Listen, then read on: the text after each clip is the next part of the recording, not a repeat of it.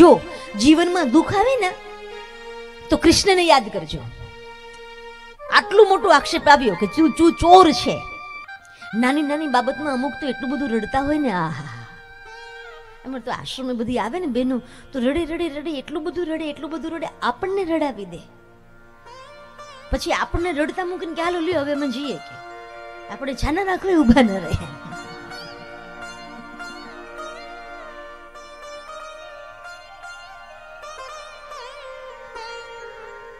અમુક અમુક તો કપાળમાં જ કુવા હોય, એટલું બધું રડતા હોય, એટલું અમારે દુઃખ એટલું તો કોઈને ન હોય, બધાને આટલું જ છે. અરે રે તમને શું ખબર, અમારા દીકરાઓ આવા, અમારા ઘરવાળા આવા. દીકરાની વાત તો બહુ ઓછી કરે, લગભગ એના ઘરવાળાની જ વાતો કરે. અરે રે કેવા સરસ મજાના મેં બધા વ્રત કર્યા હતા, તોય મારા ભાગ્યમાં આવું જ ભટકાયું કે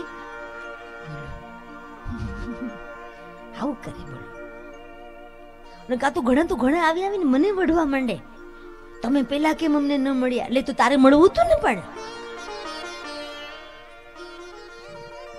તારે જલ્દીથી ત્યાં બધો સ્વાદ ચાખવો હતો સાસરીનો.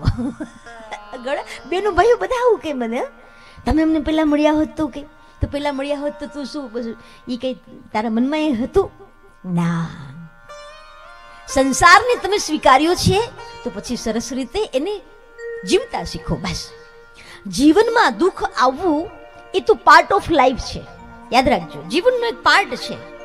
જીવનમાં દુઃખ આવવું એ પાર્ટ ઓફ લાઈફ છે, પણ એમાંથી હસતા હસતા બહાર નીકળી જવું એ તો આર્ટ ઓફ લાઈફ છે, કળા છે.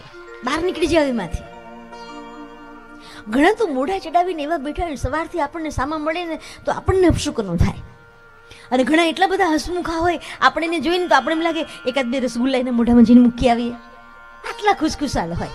खुश રહેવું, आनंदમાં રહેવું.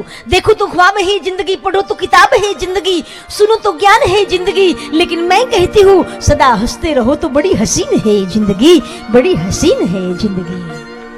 आनंदમાં રહો, એ મોજમાં રહેવું, મોજમાં રહેવું, મોજમાં રહેવું રે, મોજમાં રહેવું, મોજમાં રહેવું, મોજમાં રહેવું રે. ઘણા તો ગાય છે કે મોજમાં રહેવું, પણ તોય આમ જ ગાય છે. એટલે હસતા હસતા તો ગાવું જરા. કાલે મારા પેલું ભાઈ મંડપ વાળો ભાઈ મને કે દીદી આમ ન થાય તેમ. મેં કીધું તારા ગામમાં આવ્યા તને ગમતું નથી, અમે આવ્યા છીએ. મને કે ના એમ તો ગમે છે કે. મેં કીધું હું જેટલું કહું એટલું તું મને કરી દે ને. મને કે પણ તમારે બપોર પછી કથા, મેં બપોર પછી નહીં, આખો દી તને આપું જા, પણ તું મને કરી દે સરસ રીતે. આપણે જે બગડ્યું હોય ને સુધારવાનું હોય, બગડ્યું હોય ને સુધારવાનું હોય. બાકી પછી આપણે પેલાના જેવું નહીં કરવાનું. વાંદરો બીમાર પડે ને તો કોઈ સાજો જ ના થાય, તમને ખબર છે શું કામે? જેટલા ખબર પૂછવા આવે ને એ બધા એનો જે ઘા પડ્યો હોય ને આમ, એ ઘાને આમ પોળો કરીને પૂછે, અહીંયા વાગ્યું છે, આટલું વાગ્યું છે, ઓહો બહુ વાગી ગયું, કે બસ એમ કરીને ઘા રૂઝાવા જ ના દે.